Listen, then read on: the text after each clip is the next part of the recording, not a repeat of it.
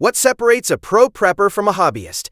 It's not the gear, it's the survival mindset and practical skills. Because when SHTF and the urban collapse stops being temporary, your pantry turns into a lie detector.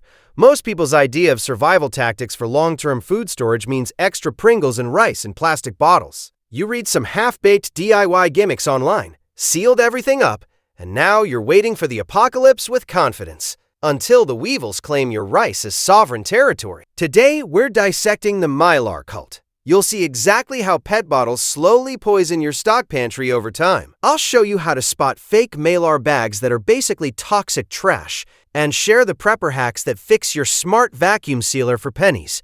We're doing the actual survival science of the 2050 vault, so you're eating like a king while your neighbor is learning the basics of post-apocalyptic humor the hard way, over a roasted rat. By the end, you'll know more about food preservation than your grandmother. And unlike her recipes, this actually works when the world ends. Let's start with the budget prepper's favorite long-term food storage mistake, the pet bottle. Look, I get it. It's cheap, it's everywhere, it's upcycling. Grandmothers have been doing it for years, and for 2, maybe 3 years, it works. People get creative with their bottle storage. They seal caps with wax or tape. The chemistry nerds make DIY oxygen absorbers from online recipes.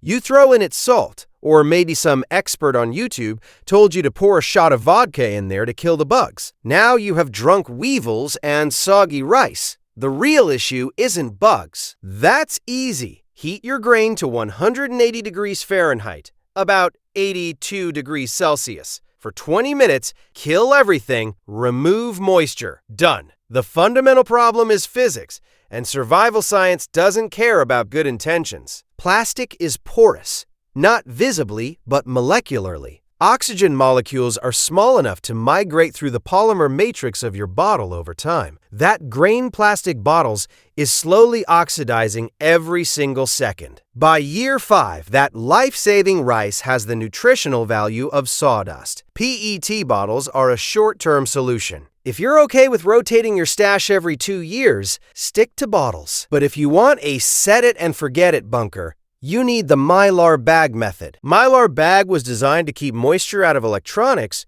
Now it's keeping the darkness out of your stomach. It's a biaxially oriented polyester film used in long-term food storage and food preservation. The outer layer is aluminum coated for a near-zero oxygen transmission rate, OTR.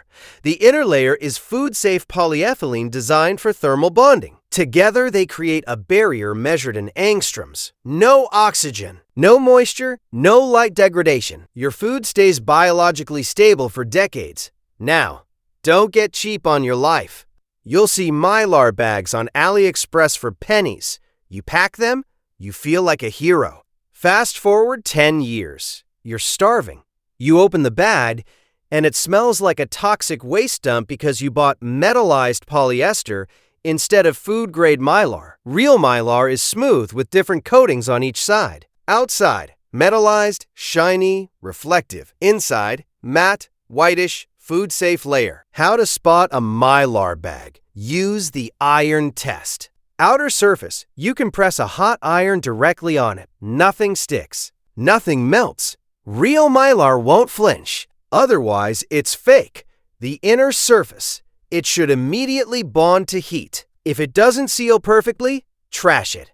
It's probably toxic. Next, the light test. Hold the bag up to a light. See stars? Congratulations! You bought Chinese tinfoil with delusions of grandeur. That's not Mylar. That's gift wrap that'll kill you slowly. We use Pack Fresh USA. They're American-made and trusted by people who actually survive for a living. Size matters. I buy the 10 by 14 inch Mylar bags. That's about 25 by 35 centimeters. It's the Goldilocks size, big enough for about half a gallon of grain, but small enough to limit your risk if one seal fails. And for the love of God, ignore Ziploc Mylar.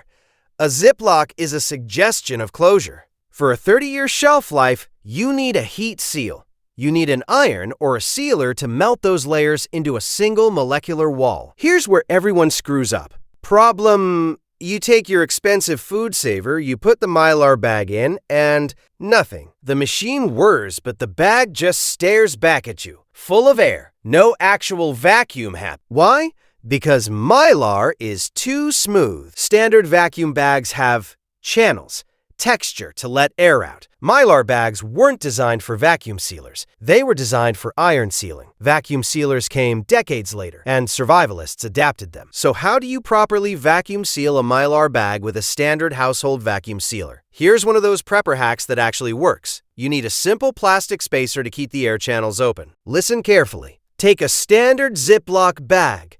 You know the ones, the heavy-duty sandwich bags, or those tiny jewelry bags you might find in a medicine cabinet, or in the pocket of that questionable neighbor. Cut that Ziploc seal strip into 1.5-inch pieces. That's about 4 centimeters.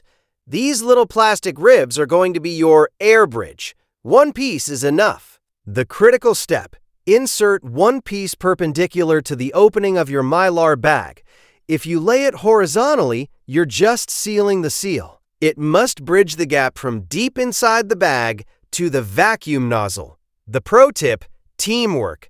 Don't try to be a solo hero. One person holds the stiff, uncooperative Mylar bag, while the second person carefully aligns the medicine bag strip with the vacuum nozzle. It's much more efficient than wrestling with physics alone. The test: tap the bag. It should become rock hard, like a brick of contraband, before the machine seals it. If it's still soft, your bridge slipped. Stop. Readjust.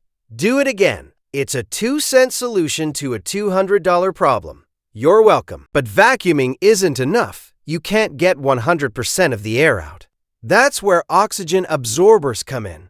A must for emergency food and crisis preparedness. I buy mine from PackFresh USA along with the bags to ensure they actually work. They don't just sit there. They perform a chemical search and destroy mission on every oxygen molecule left inside. Once you open that vacuum-sealed pack of OAs, the clock starts. They start breathing immediately. If you leave them on the table for 20 minutes, they'll get hot. That's the chemical reaction peaking, the sound of your survival plan burning out. Strategy: prep 10 bags first, then open the OAs, drop them in, and seal fast. Reseal the remaining absorbers in a vacuum bag or a small mason jar immediately to stop the reaction. Now, the final problem that ruins most long-term food storage systems: the puncture. When you vacuum seal Mylar, it wraps around the food like a second skin. Sharp grains of rice, hard pasta, or split peas become microscopic needles under that pressure. One tiny prick, too small to see, and your 30-year vault is now a regular bag leaking oxygen. We use ordinary paper lunch bags as an internal shield. You put your grain into the paper bag first, fold the top, and then slide it into the Mylar. The paper acts as a buffer, absorbing the stabs from the food so they never reach the Mylar wall. It's a cheap layer of protection that ensures your seal stays intact until 2050. This is where most apocalypse survival guides get vague. We won't. The tactical sealing checklist. Don't wing it. Follow the sequence. Every mistake now is a spoiled meal later. Prep your grain. If it's macaroni or rice, pour it into your paper bags first. Teamwork. One person holds the Mylar bag open. The second person slides the paper-armored grain inside. Keep that inner seal area clean. Drop one oxygen absorber into the Mylar bag. Remember, you have 10 minutes before they start dying. Insert your Ziploc strip cut to about 1.5 inches perpendicular to the opening. Place the bag in the machine. While it's sucking air, do the tap test. It must be rock hard, like a stone. Seal 2. Take a hot iron. Run it across the Ziploc strip area to fully fuse those layers into one molecular wall. Seal 3. Redundancy. One final cool seal with the vacuum machine, manual seal only, for a clean backup line. The final test: leave your sealed bags for 7 days. Still a brick? You're safe. Squishy? You failed. Eat that one immediately and start over. Is this redundant? Yes. Is it paranoid? Absolutely. But your food will last 30 years. While everyone else's stockpile turns into a biological lab in 3. The real reason people don't do this is psychological denial. Packing 30-year food storage means admitting the system can fail, and that's terrifying. But you know what's more terrifying than denial? Watching it happen while your kids are hungry. That's the choice. Uncomfortable preparation now, or desperate panic later. Civilization is just a supply chain with good public relations. When government checks bounce and store shelves look like Soviet breadlines, you'll be eating like it's the year 2019.